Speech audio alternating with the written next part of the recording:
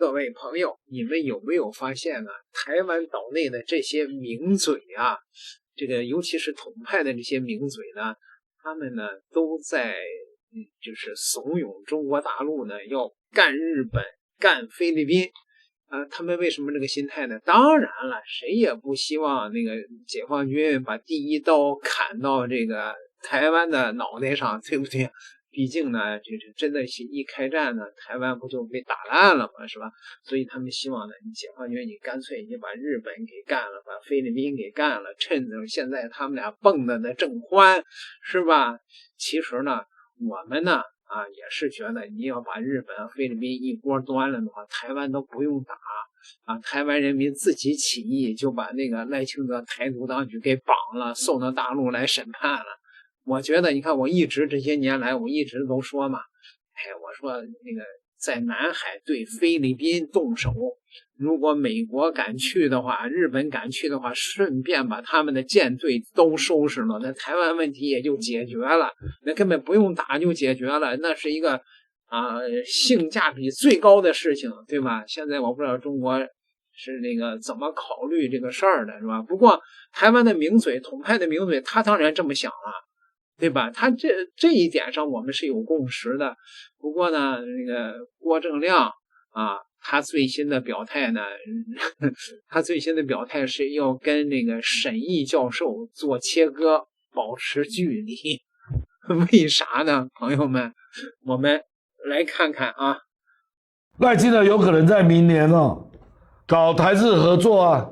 我跟你讲，有一个题目非常敏感，会触及大红线了，就是跟台湾跟日本的军事合作啊，中国大陆一定跳起来，那也符合民进党抗中保台的诉求。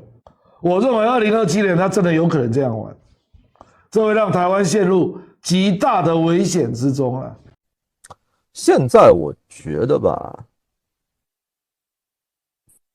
在某种程度上解决台湾问题的那个场景好像已经变得越来越清晰了。什么叫变得越来越清晰了呢？第一，美国会被劝退。美国会被劝退，就是说93阅兵之后，中国所具备的军事能力可以确保美国在第一岛链以西或者是关岛以西的整个西太场域，不管是他自己 all in 还是加上他的日本你能想到的所有军事同盟，他的海空军事力量介入，他都没有可能赢得一场与中国大陆正面的围绕台海为核心爆发的一场军事冲突的胜利。这个事情游戏已经结束了。所以呢，我觉得从美国的角度上来说，他只是需要解决一个体面退场的问题。这体面退场呢，就意味着什么？对于美国来讲，他只要保住日韩同盟军事同盟这些东西他就可以宣称自己只是把原来属于中国的东西还给了中国，没有任何实质性的改变，整个地缘政治态势这些军事同盟通通都存在。我觉得对于美国来说就是一个可以接受的局面，就是现在的第一岛链就基本上回到什么，就回到1950年艾奇逊在美国国际新闻俱乐部发表的演说，美国在远东地区的第一道防线从阿留申到日本到菲律宾，最多加个韩国，加个朝鲜半岛。但是呢，这里面有一个变量，什么变量呢？变量这就是日本。什么叫日本呢？日本现在有2个日本。第一个日本是现在真实存在的那个日本，第二个日本是根据开罗宣言和波茨坦公告在2战后的世界秩序里面所规定的那个日本。现在的日本比那个日本要大一点，多出来了一块，至少多了一块称之为琉球的东西。所以我觉得刚才亮哥讲的这个台湾问题当中的这个日本变量和日本要素，说白了就是如果日本明智的，我跟你讲，真的从中国大陆的角度来说，让大陆感到恶心，但是没有办法必须要接受的解决局面是什么？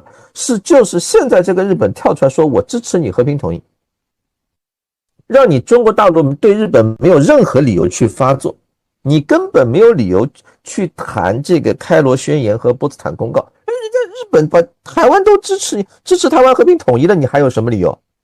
你在道义上就师出无名，你就只能老老实实的拿回来一个叫台湾的岛。然后呢，人家在这个冲绳啊那些什么宫古那些地方摆一堆东西，反正不管是恶心你啊还是弄你啊，都会弄的那个。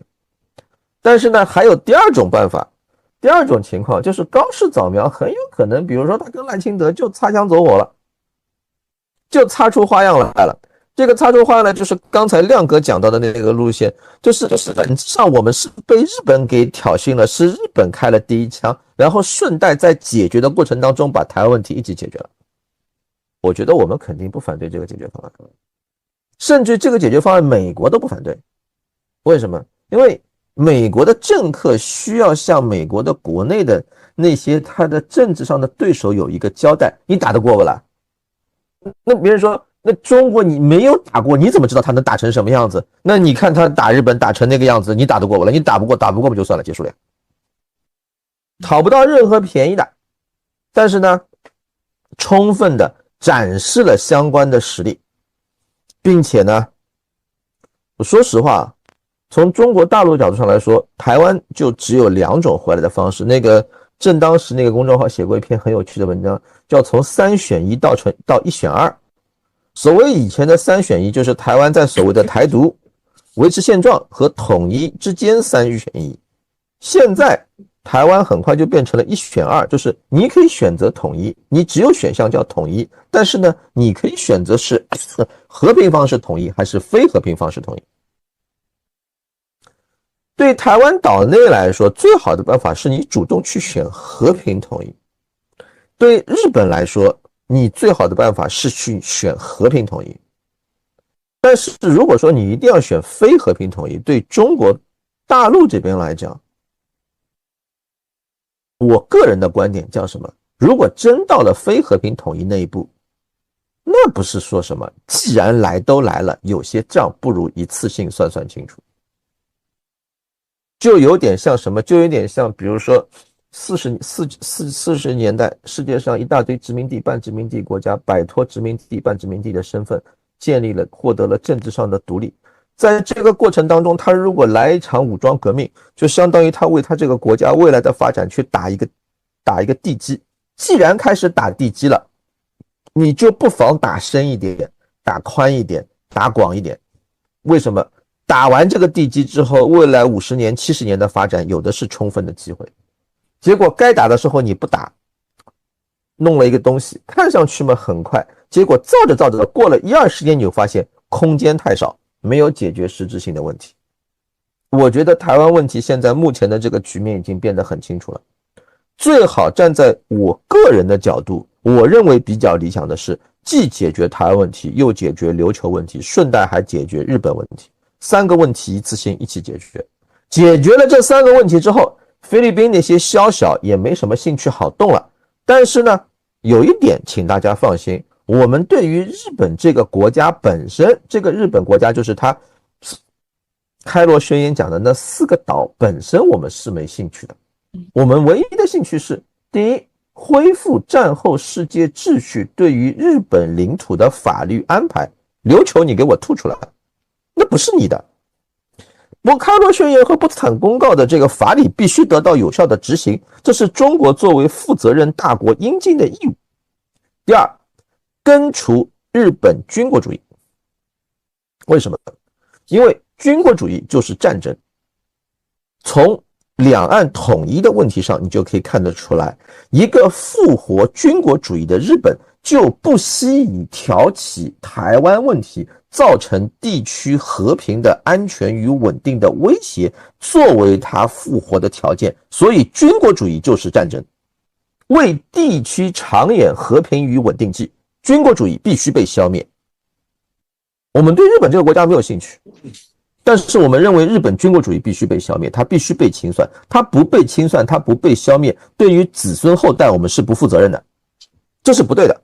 对于地区的其他的人民来说也是不负责任的。虽然菲律宾现在摊上个马可斯搞得非常人五人六，但是历史上日本侵略军在菲律宾那可不是什么模范军队啊。历史上日本军队是标准的兽军，用中国古代的话来讲，日本军队打仗就叫做率兽食人。这种东西你让它重新复活出来，对于人类来说都是一个不稳定的、不安全的、不协调的因素，它必须被消灭。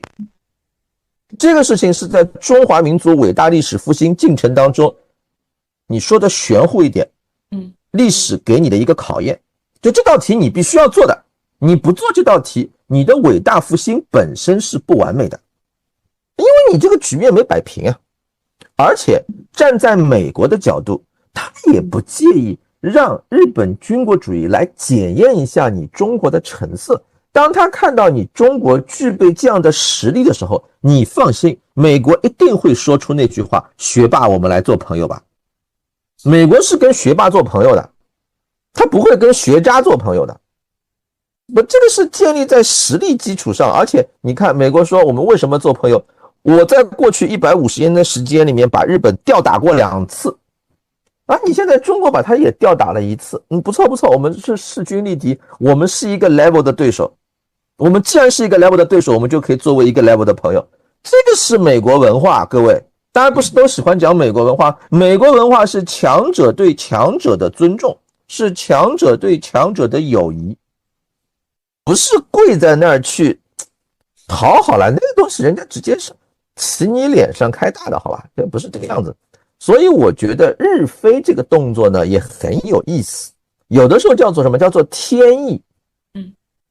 正常人但凡看一看今天的中国，做一下加法算术加减乘除，你日本跟菲律宾加多少，你哪来的自信跟今天的中国能打架？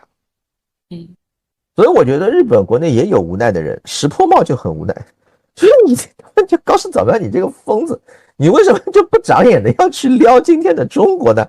那没关系，这叫做命，这个命是日本的命，我们就让他这个命一定是要实现的。而且呢，我相信台湾岛内的同胞也在看着，有很多台湾岛的同胞肯定是这样想的：如果中国大陆3下5除2把日本给切了，那么统一没有任何不光彩的地方，慕强啊，很正常的。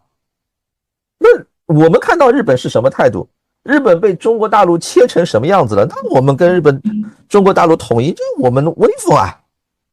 这个是非常朴素的想法。你没有这个东西，你拿别的东西去会它，去怎么样它，他总觉得差点意思，我觉得这个心态是比较微妙的，大家必须正视这种心态。当然最后一点，这个问题在我们自己身上。中国传统文化的 DNA 是讲究文明的，我们真的骨子里面非常文明，非常和平。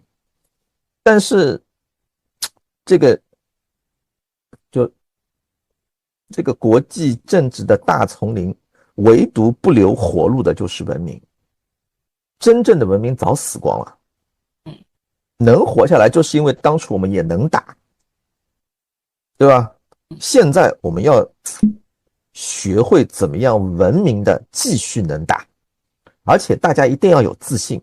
我认真讲，中国足够文明，我们太文明了。你现在就是把菲律宾当场给菜了，别人不会认为你不文明的，都会认为他贱。这点自信我们还是要有的。那个审议那个节目啊，是他们那边啊，想要找一个对谈的人，就这样而已了。我记得唐永红好像也有跟另外一个人对谈，他就要做两岸对谈的节目了，就这样。这个大的目标啊，我们现在当然没有共识嘛，当然是这样啊。可是并不表示两岸所有的议题都没有交集了，大家还是可以来找路了，就是这样。我觉得我也理解亮哥吧，是吧？他在台湾的岛内啊，就是审议，他说啊，你看武统台湾这个时间点已经很近了，对吧？那郭正亮也不能明确的说我赞成审议的这个看法，他心里边打心眼里他也不赞成啊。这个亮哥赞成的是中国大陆抓紧把这个日本、菲律宾给揍趴下，这一点上我也赞成亮哥。朋友们，你们说呢？点个订阅，咱们下期再聊。